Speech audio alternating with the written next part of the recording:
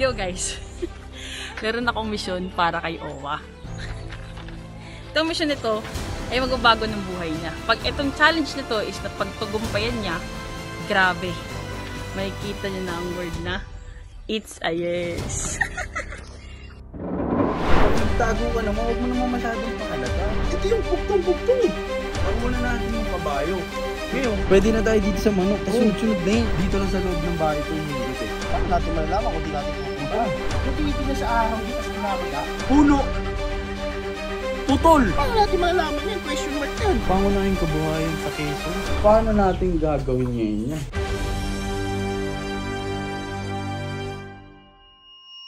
Yo guys, meron akong mission para kay Owa. Itong mission nito ay magbabago ng buhay niya. Pag itong challenge nito is na pagtagumpayan niya, grabe. Matutuwa talaga yun. Eto guys, gumising ako ng maaga para lang dito. Gumawa ako ng mapa. Ano bang meron dito sa mapa na to? Ayun guys, nakita nyo, start. Dito sila mag-uumpisa. Dito sa bahay ni Tito Iki. Etong mapa na to ay itatago ko dito sa loob ng bahay ni Tito Iki. Siyempre, bibigyan ko rin sila ng clue para mabilis, di ba? Lalagay ko sa ilalim ng lamesa. Ngayon, pag nahanap nila yung mapa, dadako na tayo sa unang pagsubok. Kailangan lang itang sagutin to, itong kasabihan na to. Pag nakuha nila yung tamang sagot, ito ang kailangan nilang gawin. Nilagyan ko ng timba dyan. Siyempre, palaisipan, ano bang meron sa timba? Pwede nilang paliguan, pwede nilang painumin. O, di ba? Napakadaming pwedeng gawin dyan. Pero ang purpose ko dito is paliguan nila yung kabayo. Kasi pag pinaliguan ni Owa yung kabayo, ito, papakita ko sa inyo.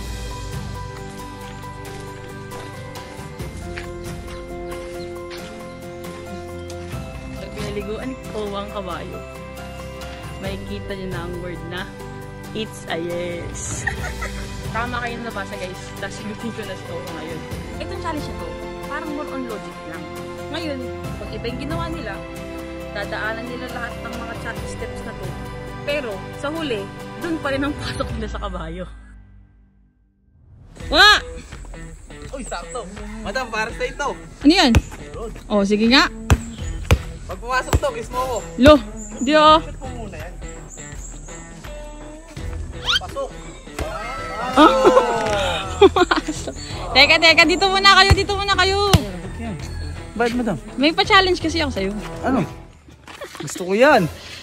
Pero itong challenge na to, medyo mahirap. Teka lang. Charles. Mga Charles. Para makakita naman natin si Madam Yel. Ano yung Madam? May pa-challenge na ako sa'yo. Ano ang challenge yan?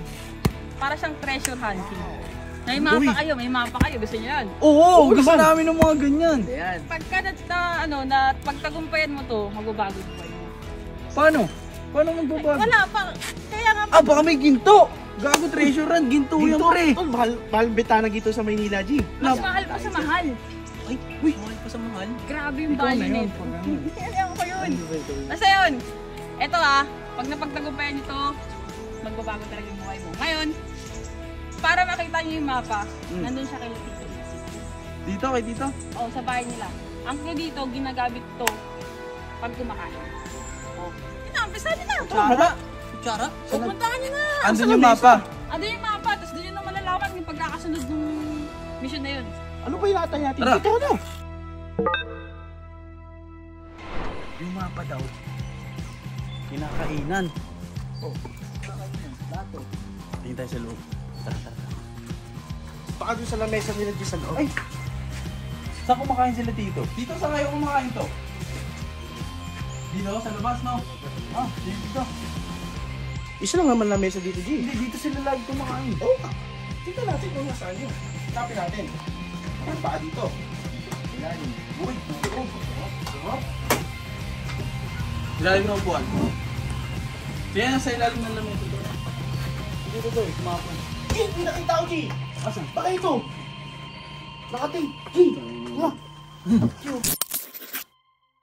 Madam Yel naman, pag magtago ka naman, huwag mo naman masyadong pahalata. Napakadali naman. Pakadali. Okay. Start. Dito yun, sa kahayin.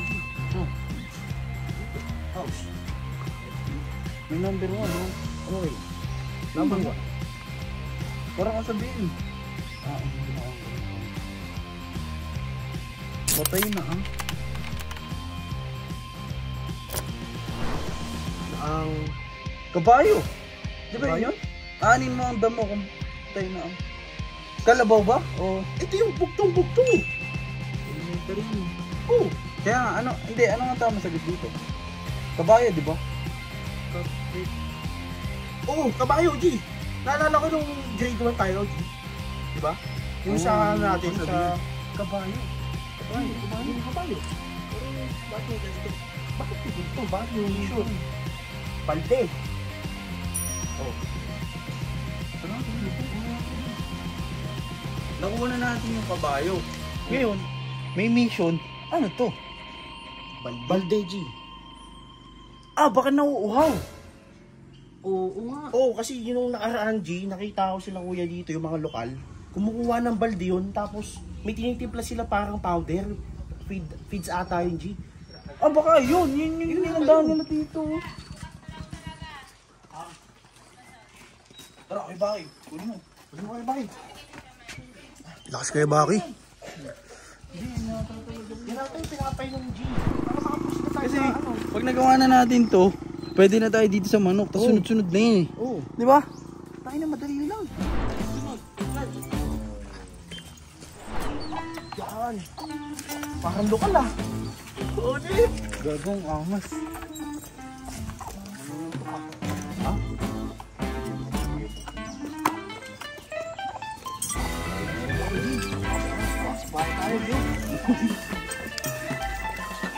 Success na tayo sa one. Dito na tayo sa pangalawa. Doon. Chicken. Oh, kasi yung manukan dito. Napapansin ko kasi itong mga to, kabayo ni Tito Iki ito. Ngayon yung mission niya, sa tingin ko lang, dito lang sa loob ng bahay ito umiikot eh. Eh alam ko may manukan dun eh. Okay, ano pa natin? Tara. Ayun. Manok. May mga manok din, G. Oh. Kaso ano makukuha natin doon? Paano natin malalaman kung di natin pupunta? Tara. Oo nga no. Diba? Tara.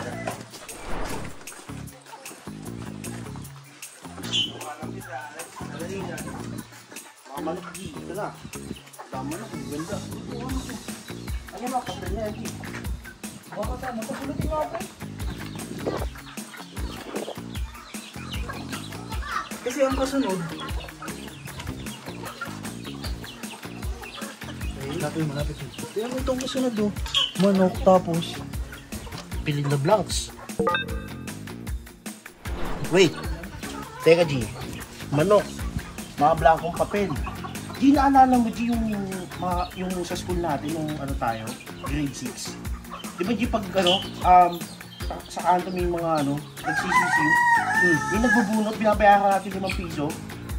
Yung tinitignan sa araw, G, tas binabasa. Ay, bilaan. ang baka mga ano to. Tingnan mo.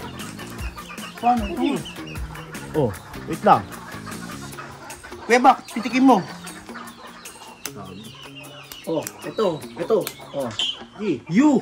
Ito, tino G. mo. Ito mo. Gagawin may you. Oh. You! Ayun oh. G, wait lang.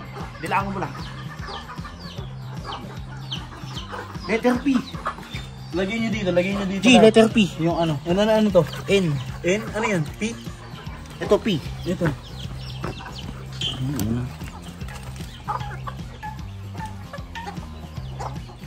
Ito pa G. O. O. Ano ibig sabihin eh? Blanco na yung iba. Blanco na yung iba. Ito, tino mo. G, may nabuo na tayo G. Oh. Puno. Tapos dito, Bulol? batubol. Mali. Tingnan lang. Puno. Puno. Puno. Puno. Putol.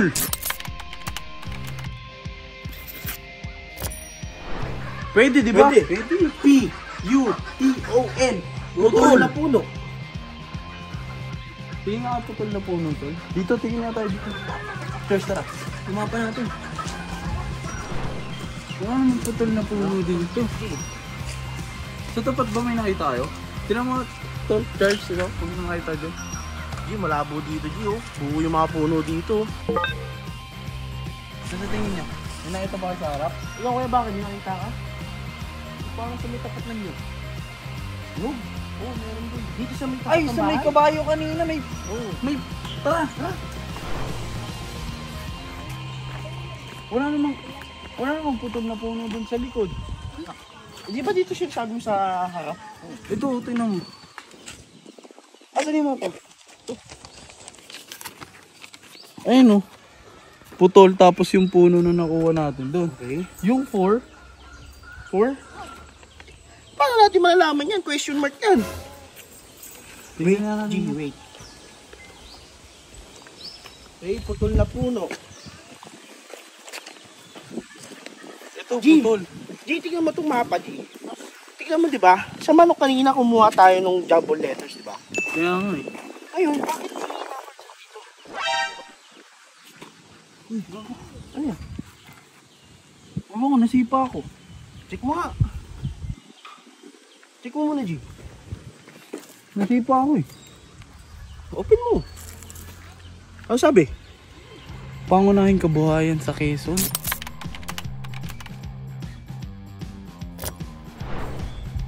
Quezon City? Tama nga yung nasipa. Quezon Province ata yan. Bakit? Quezon, dito yan syempre, Quezon Province. Tara, tingin tayo.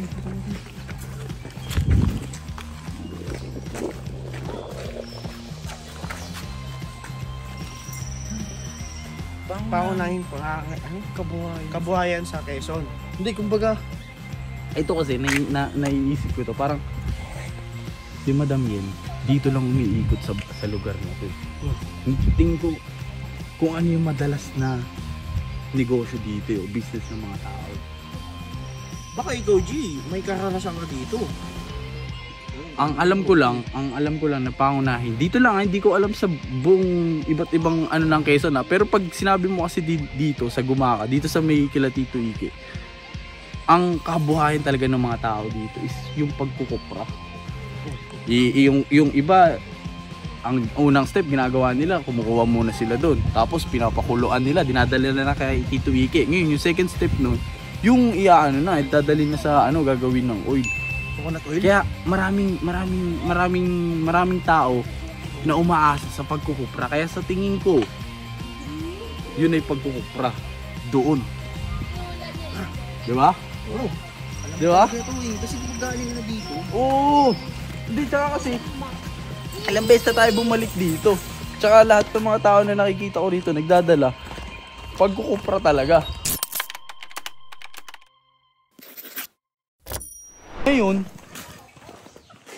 paano natin gagawin ngayon yan? Ano gagawin natin dyan? Number 4 ay question mark nga eh. Guys, paano kaya to?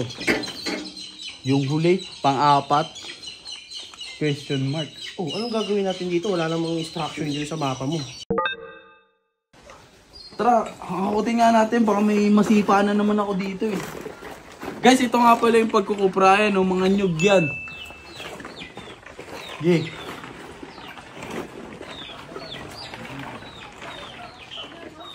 G, wala naman. Dito lang sa baba.